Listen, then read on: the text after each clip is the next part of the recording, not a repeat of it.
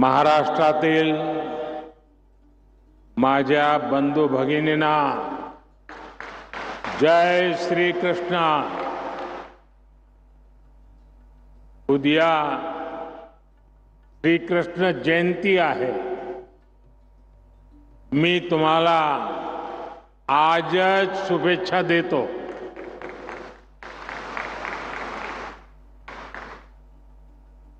महाराष्ट्र के राज्यपाल श्री सीपी राधाकृष्णन जी, मुख्यमंत्री श्रीमान एकनाथ शिंदे जी, केंद्रीय मंत्रिमंडल के मेरे साथी, देश के कृषि मंत्री, ग्रामीण विकास मंत्री श्रीमान शिवराज सिंह चौहान जी, इसी धरती के संतान मंत्रिपरिषद के मेरे साथी प्रतापराव जाधव, केंद्र सरकार में हमारे मंत्री श्री चंद्रशेखर जी, इसी धरती की संतान बहन रक्षा खड़से जी, उप मुख्यमंत्री श्री अजित पवार जी, देवेंद्र फडणवीस जी, महाराष्ट्र सरकार के मंत्रीगण, सांसद और विधायकगण और विशाल संख्या में हमें आशीर्वाद देने के लिए आई हुई माताएं बहनें,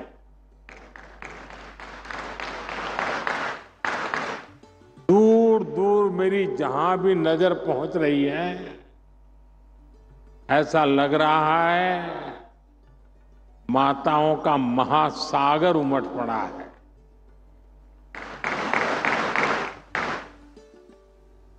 ये दृश्य अपने आप में सुकून देता है। अपनी बात शुरू करने से पहले मैं नेपाल बस हादसे को लेकर अपनी पीड़ा व्यक्त करना चाहता हूं। इस हादसे में हमने महाराष्ट्र के जलगांव के अनेक साथियों को खोया है। मैं सभी पीड़ित परिवारों के प्रति संवेदना व्यक्त करता हूं। जैसे ही ये हादसा हुआ, भारत सरकार ने तुरंत नेपाल सरकार से संपर्क किया। हमने हमारी मंत्री रक्षाताई खड़से को तुरंत नेपाल जाने के लिए कहा। हमारे जो परिजन नहीं रहे, उनके पार्थिव शरीर को हम वायुसेना के विशेष विमान से वापस लाए हैं। जो घायल है उनका अच्छे से इलाज चल रहा है। मैं उनके जल्द स्वस्थ होने की कामना करता हूं। मैं सभी पीड़ितों को विश्वास दिलाता हूं कि उन्हें केंद्र और राज्य सरकार की ओर से पूरी मदद दी जाएगी। साथियों, आज लखपति दीदी का ये महासम्मेलन हो रहा है। मेरी सभी लाड़की बहन यहां बड़ी संख्या में उपस्थित है। आज यहां से देश भर के लाखों सखी मंडलों के लिए 6,000 करोड़ रुपए से अधिक की राशि जारी की गई है। लाखों बचत गटांशी जोडल्या गेलेल्या महाराष्ट्रातील आमच्या भगिनींना सुद्धा कोट्यवधी रुपयाची मदत मिळाली आहे. इस पैसे से लाखों बहनों को लखपति दीदी बनाने में मदद मिलेगी. मेरी सभी माताओं बहनों को बहुत बहुत शुभेच्छा. साथियों, आप सभी में मुझे महाराष्ट्र की गौरवशाली संस्कृति और संस्कारों के भी दर्शन होते हैं. और महाराष्ट्र के ये संस्कार भारत ही नहीं, विश्व भर में फैले हैं. मैं कल ही अपने विदेश के दौरे से लौटा हूं. मैं यूरोप के देश पोलैंड गया था और वहां भी मुझे महाराष्ट्र के दर्शन हुए.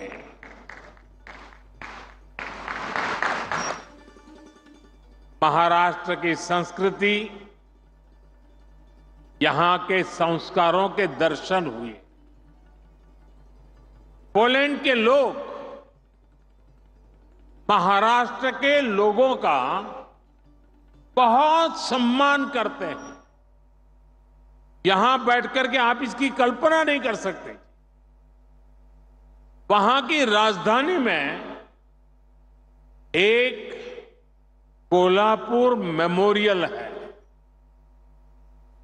पोलैंड के लोगों ने ये मेमोरियल कोल्हापुर के लोगों की सेवा और सत्कार की भावना को सम्मान देने के लिए बनाया है. आप में से कुछ लोगों को पता होगा, दूसरे विश्व युद्ध के दौरान पोलैंड की हजारों माताओं और बच्चों को कोल्हापुर के राज परिवार ने शरण दी थी. छत्रपति शिवाजी महाराज के संस्कारों के अनुरूप राज परिवार ने, सामान्य लोगों ने शरणार्थियों की सेवा की. जब वहां मैं महाराष्ट्र के लोगों के सेवा भाव, मानवता प्रेम की प्रशंसा सुन रहा था तो मेरा माथा गर्व से ऊंचा हो रहा था. हमें ऐसे ही महाराष्ट्र का विकास करके महाराष्ट्र का नाम पूरी दुनिया में और ऊंचा करते रहना है. साथियों, महाराष्ट्र के संस्कारों को यहां की वीर और धीर माताओं ने सृजित किया है. यहां की मातृशक्ति ने पूरे देश को प्रेरित किया है. आमचे जळगाव हे तर वारकरी परंपराचे तीर्थ आहे. महान संत मुक्ताईची ही भूमि आहे.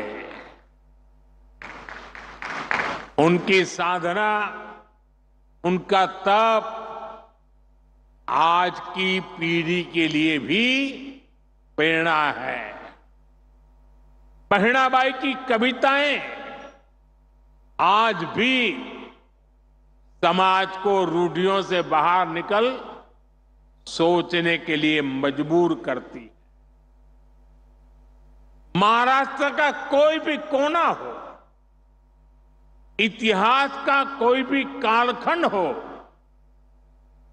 मातृशक्ति का योगदान अप्रतिम रहा है।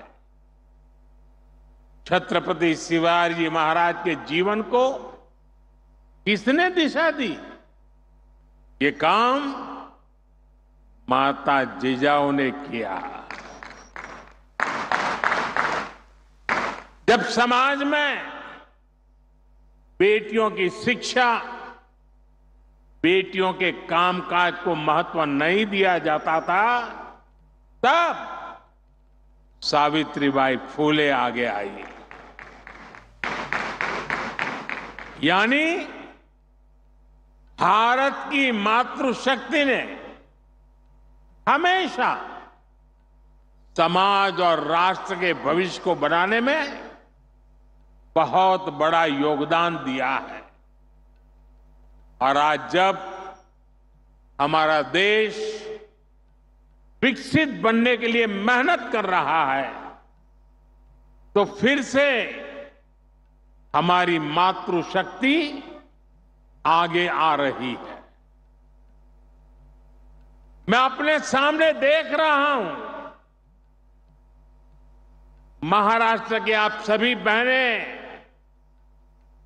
कितना अच्छा काम कर रही है। तुमच्या सगळ्यामध्ये ही राजमाता जिजाऊ आणि सावित्रीबाई फुलेची छाप पाहतो। साथियों, जब मैं लोकसभा चुनाव के दौरान आपके बीच आया था, तब मैंने कहा था कि हमें 3 करोड़ बहनों को लखपति दीदी बनाना है। यानी 3 करोड़ ऐसी बहनें और जो सेल्फ हेल्प ग्रुप में काम करती है, जिनकी एक साल की कमाई 1 लाख रुपए से अधिक होगी। बीते 10 वर्षों में 1 करोड़ लखपति दीदी बनी और बीते 2 महीने में, सिर्फ 2 महीने में 11 लाख और लखपति दीदी उसमें जुड़ गई, नई बन गई। यात सुद्धा 1 लाख नवी लखपती दीदी यात आपल्या महाराष्ट्रात तयार झाल्या आहेत। इसमें यहां की महायुति की सरकार ने भी बहुत मेहनत की है। एकनाथ जी, देवेंद्र जी और अजित दादा की पूरी टीम माताओं बहनों को सतर्क करने में जुटी हुई। महाराष्ट्र में माताओं बहनों के लिए, नौजवानों के लिए, किसानों के लिए एक से बढ़कर एक स्कीम्स, नई नई योजनाएं चलाई जा रही। साथियों, लखपति दीदी बनाने का यह अभियान सिर्फ बहनों बेटियों की कमाई बढ़ाने का अभियान है, इतना नहीं है। ये पूरे परिवार को, आने वाली पीढ़ियों को सशक्त करने का एक महाअभियान है। ये गांव के पूरे अर्थतंत्र को बदल रही है। यहां इस मैदान में मौजूद हर बहन बेटी अच्छी तरह जानती है कि जब वो कमाने लगती है तो कहते उसका अधिकार बढ़ जाता है, घर परिवार में उसका सम्मान बढ़ जाता है। जब किसी बहन की कमाई बढ़ती है तो परिवार के पास खर्चने के लिए पैसे भी ज्यादा जुड़ते हैं।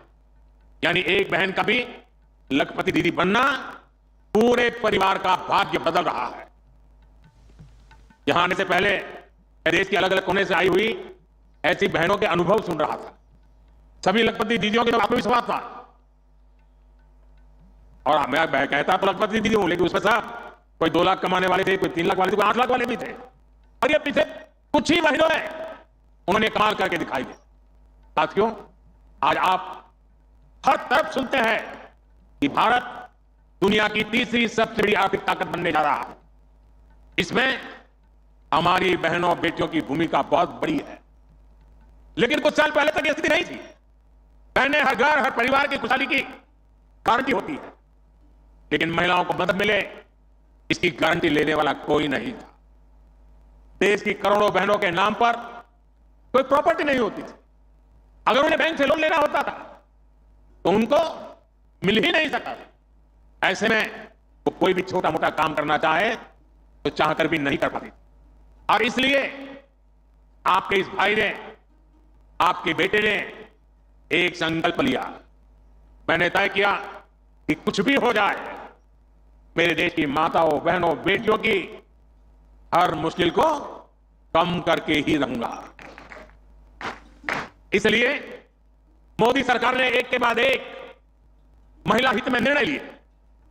मैं आज चुनौती देता हूं, पहले की सरकारों के 7 दशक एक तरफ रख लीजिए, एक तराजू में एक तरफ 7 दशक और दूसरे तराजू में मोदी सरकार के 10 साल तराजू में रख लिया जाए। जितना काम मोदी सरकार ने देश की बहनों बेटियों के लिए किया है वो आजादी के बाद किसी सरकार ने नहीं किया है। साथियों, ये हमारी सरकार है जिसने तय किया कि गरीबों के जो घर सरकार बनाती है वो महिलाओं के नाम पर रजिस्टर हो। अभी तक जो 4 करोड़ घर बने हैं उनमें से अधिकतर महिलाओं के नाम पर है। अभी 3 करोड़ और घर बनाने वाले हैं, इनमें से भी अधिकतर घर हमारी माताओं बहनों के नाम ही होंगे, महिलाओं के नाम होंगे। दूसरा काम हमने बैंकों से जुड़ी व्यवस्था में किया। पहले जनधन खाते खोले तो सबसे ज्यादा बहनों के खाते खुले। फिर मुद्रा योजना शुरू की। हमने बैंकों को कहा कि आप बिना गारंटी के लोन दो और अगर गारंटी चाहिए तो मोदी मौजूद है। इस योजना की करीब 70% लाभार्थी माताएं बहनें हैं। देश में कुछ लोग थे वो कहते थे कि महिलाओं को ऐसे लोन मत दो, डूब जाएगा, इसमें रिस्क है। लेकिन मेरी सोच अलग थी। मुझे आप पर, अपनी मातृशक्ति पर, उनकी ईमानदारी पर, उनके कर्तव्य पर पूरा भरोसा है।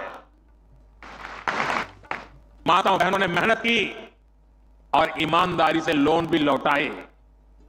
अब तो मुद्रा ऋण की सीमा हमने 20 लाख कर दिया है। हमने रेहड़ी फुटपाथ पर काम करने वालों के लिए भी स्वनिधि योजना चलाई। इसमें भी बिना गारंटी का ऋण दिया जा रहा है। इसका भी बहुत बड़ा फायदा हमारी बहनों को, हमारी बेटियों को हो रहा है। हमारे विश्वकर्मा परिवार जो हस्तकला का काम करते हैं, इसमें भी बड़ी संख्या में हमारी बहनें जुड़ी हैं। उनकी गारंटी भी हमारी सरकार ने ली। साथियों, पहले जब मैं सखी मंडलों की बात करता था, महिला सेल्फ हेल्प ग्रुप की बात करता था, तो बहुत कम लोग थे जो ये देख पाते थे कि इसका महत्व क्या है। आज देखिए, ये भारत के अर्थतंत्र की एक बहुत बड़ी शक्ति बनती जा रही है। गांव-गांव में, दूर सुदूर आदिवासी क्षेत्रों में सखी मंडलों से जो परिवर्तन आ रहे हैं वो सबके सामने है। 10 साल में यह आंकड़ा भी बहुत बड़ा है। 10 साल में 10 करोड़ बहनें इस अभियान से जुड़ चुकी हैं और हमने इनको भी बैंकों से जोड़ा है। हमने उन्हें बैंकों से आसान और सस्ता ऋण दिया है। मैं अपना आंकड़ा देता हूं और ये सुनकर के आप जरूर चौंक जाएंगे और आपको शायद में गुस्सा भी आएगा, क्या मेरा देश पहले ऐसे भी चलता था क्या? साल 2014 तक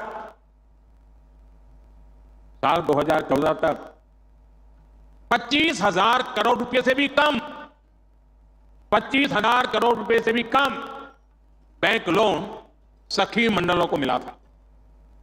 2014 से पहले 25,000 करोड़ से भी कम। याद रखिए, ये मैं उन महिला सेल्फ हेल्प ग्रुप की बात करता हूं, सिर्फ 25,000 करोड़, जबकि पिछले 10 सालों में करीब 9 लाख करोड़ रुपए की मदद दी गई है।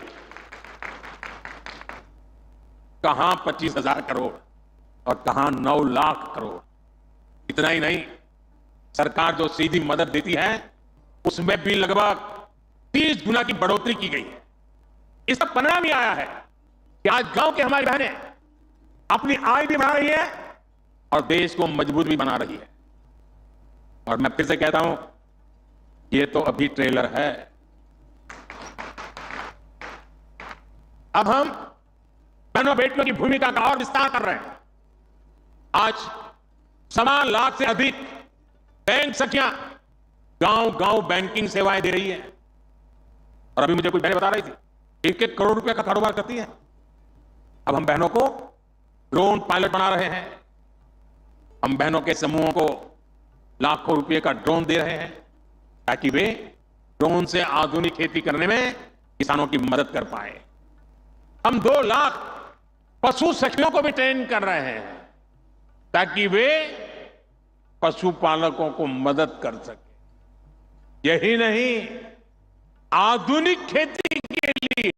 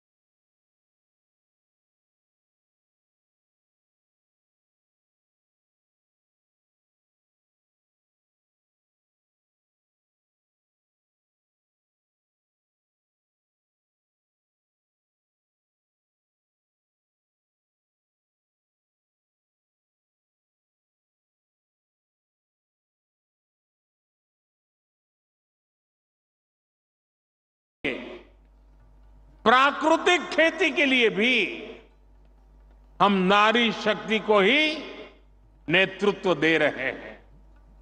इसके लिए हमने कृषि सखी कार्यक्रम शुरू किया है।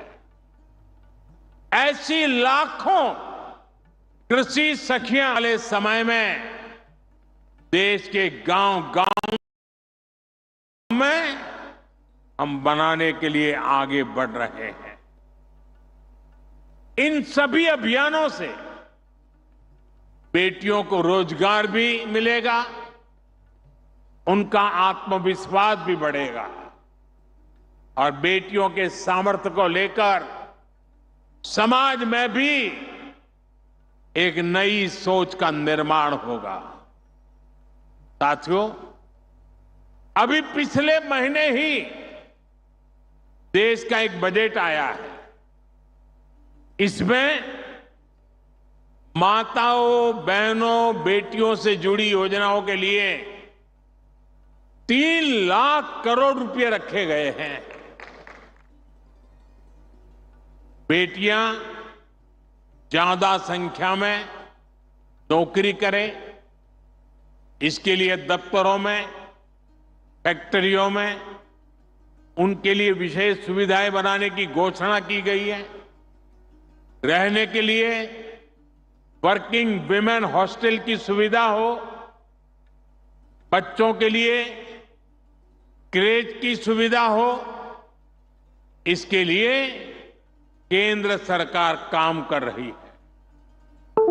हमारी सरकार बेटियों के लिए हर सेक्टर खोल रही है जहां कभी उन पर पाबंदियां थी। आज तीनों सेनाओं में महिला अफसर तैनात हो रही हैं, फाइटर पायलट तैनात हो रही है, सैनिक स्कूलों में, सैन्य अकादमियों में बेटियों को दाखिला मिल रहा है। जो हमारी पुलिस फोर्स है, जो हमारे अर्धसैनिक बल है, उनमें बेटियों की संख्या में बहुत बड़ी वृद्धि हुई है। गांव में कृषि और डेयरी सेक्टर से लेकर स्टार्टअप क्रांति तक आज बड़ी संख्या में बेटियां बिजनेस मैनेज कर रही है। राजनीति में भी बेटियों की भागीदारी बढ़े, इसके लिए हमने नारी शक्ति वंदन कानून बनाया है। साथियों, माताओं, बहनों, बेटियों का सामर्थ्य बढ़ाने के साथ साथ उनकी सुरक्षा भी देश की प्राथमिकता है। मैंने लाल किले से भी बार बार इस विषय को उठाया है।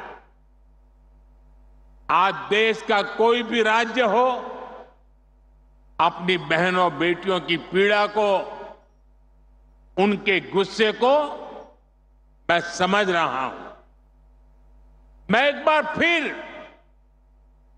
देश के हर राजनीतिक दल से कहूंगा, हर राज्य सरकार से कहूंगा कि महिलाओं के खिलाफ अपराध अक्षम्य पाप है। दोषी कोई भी हो, वो बचना नहीं चाहिए। उसको किसी भी रूप में मदद करने वाले बचने नहीं चाहिए। अस्पताल हो, स्कूल हो, दफ्तर हो या फिर पुलिस व्यवस्था, जिस भी स्तर पर लापरवाही होती है, सबका हिसाब होना चाहिए। ऊपर से नीचे तक मैसेज एकदम साफ जाना चाहिए। ये पाप अक्षम्य है। अरे सरकारें आती रहेगी, जाती रहेगी, लेकिन जीवन की रक्षा और नारी गरिमा की रक्षा इस समाज के रूप में भी और सरकार के रूप में भी हम सबका बड़ा दायित्व है। साथियों, महिलाओं पर अत्याचार करने वालों को कड़ी से कड़ी सजा देने के लिए हमारी सरकार कानूनों को भी लगातार सख्त कर रही है। आज इतनी बड़ी संख्या में देश की बहनों बेटियां यहां हैं, तो इसलिए मैं विशेष तौर पर आपको बताना चाहता हूं। पहले शिकायत आती थी कि समय पर एफआईआर नहीं होती, सुनवाई नहीं होती, मुकदमों में देर बहुत लगती है। ऐसी अनेक अड़चनों को हमने भारतीय न्याय संहिता में दूर कर दिया है। इसमें एक पूरा चैप्टर महिलाओं और बच्चों के साथ होने वाले अत्याचार के संबंध में बनाया गया है। अगर पीड़ित महिलाओं को थाने नहीं जाना है तो वो घर बैठे एफआईआर दर्ज करा सकती है। हमने ये भी पक्का किया है कि एफआईआर से थाने के स्तर पर कोई टाल मटोल या फिर छेड़छाड़ नहीं कर पाएगा। इससे तेजी से जांच करने और दोषियों को कड़ी सजा मिलने में भी मदद मिलेगी। साथियों, नए कानूनों में नाबालिगों से हुए यौन अपराधों पर फांसी और उम्र कैद की सजा का प्रावधान किया गया है। बेटियों के साथ